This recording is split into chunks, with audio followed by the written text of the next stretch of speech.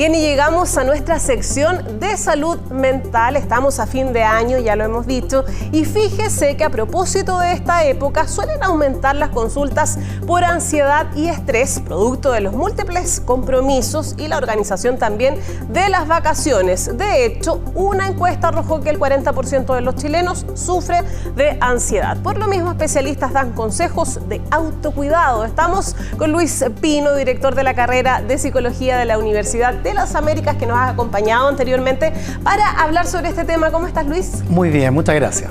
Bien, pues contentos de que nos acompañes. ¿Cómo describirías el escenario actual en relación a esta época del año respecto a la salud mental? Primero lo defino, lo veo positivo y optimista, porque las personas se preocupan y son ávidos frente a la sensibilidad de hablar de la salud mental. Y ya podemos hablar incluso que hay, en el sentido común instalado, distinciones respecto incluso a la sintomatología. Algunos ya pueden distinguir sin pertenecer a la salud mental, ¿sí? Estrés, ansiedad, depresión, y eso ayuda mucho a que la persona se conozca respecto a lo que le ocurre. ¿Y la ansiedad, es muy común en esta época del año cuando estamos ya próximos a las vacaciones, y sin duda, Navidad? Claro, culturalmente o cronológicamente, la palabra dice mucho, ¿no? La palabra ya produce ansiedad o aumenta o nos activa, que es un poco el estrés, que es fin de año. Fin de año ha sido significado formal, institucional o culturalmente como una época de cierre. Y también individualmente, subjetivamente o relacionalmente, las personas también se han puesto sus metas y que pueden cerrar eventualmente en estos dos grandes hitos, uno familiar, que es la Navidad, y otro que tiene que ver incluso más institucional, que es el Año Nuevo. Cambios incluso respecto a la forma de trabajo, se cierra incluso, se hace los balances de fin de año en diciembre, y por lo tanto implica en toda la dimensión de lo humano, sí, aumento de la alerta de todas las personas. Y un año que ha sido complejo también en lo económico, ¿no? En el bolsillo de las personas.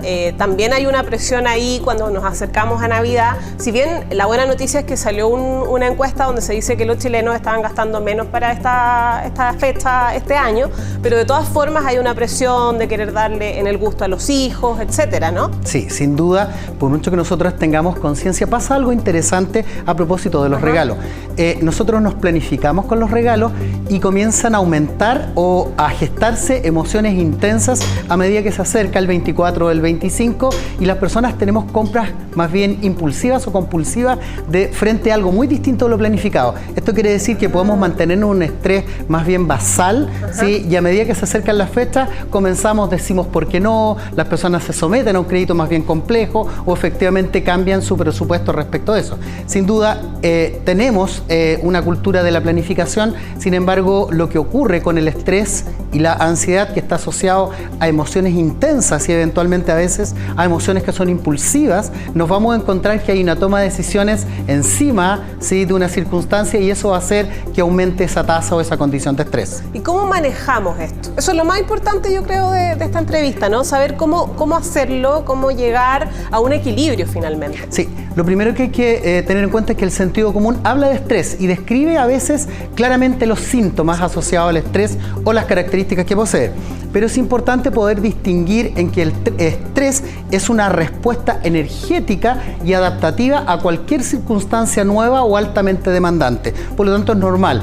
Algunos expertos en ciencias de la salud sí hablan de eustrés como un estrés que es positivo, que es bueno, que está asociado al aprendizaje. Y el diestrés o destrés o distrés también puede aparecer en algunos manuales, ¿sí? Hace referencia a esta situación desafiante donde la persona percibe, y eso es importante, tiene la idea de que no puede frente a esas demandas personales o medioambientales. Por lo tanto, lo primero que hay que hacer es tener conciencia de lo que te ocurre. Conciencia a propósito de la higiene del sueño. Conciencia que eventualmente parece que ya van un par de días que duermo mal. Entonces yo necesito detenerme y pensar qué es lo que estoy haciendo asociado al sueño que eventualmente puede tener un conflicto. Mis relaciones interpersonales, la capacidad de concentración, mis conflictos interpersonales, la capacidad de resolver conflictos.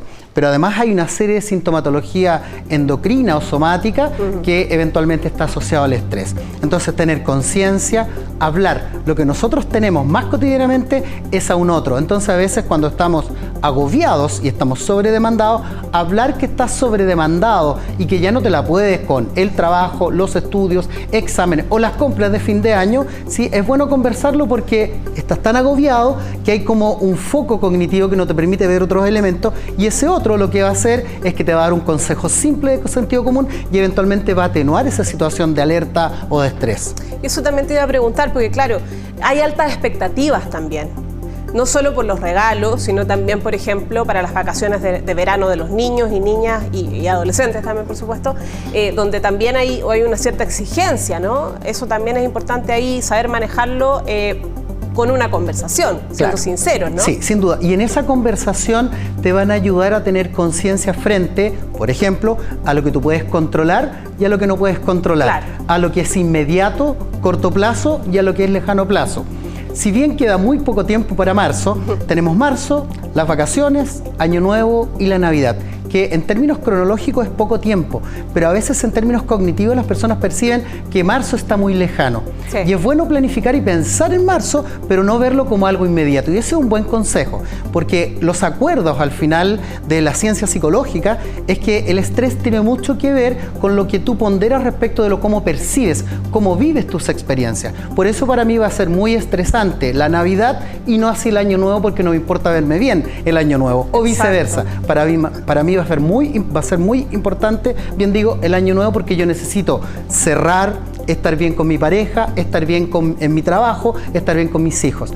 Pero esas cosas muchas veces nosotros no las podemos controlar y además no autoexigimos expectativas de estar bien en fin de año. En realidad lo normal no es estar bien, sino que tener ciertos malestares, porque así es la vida, y tener expectativas un poquito ponderadas, como yo digo, un poco más bien aterrizadas. Y ese es el desafío para el estrés, es decir, atenuar esa percepción sustantivamente desafiante de lo que sea, y eventualmente va a significar un poco más de confort y bienestar.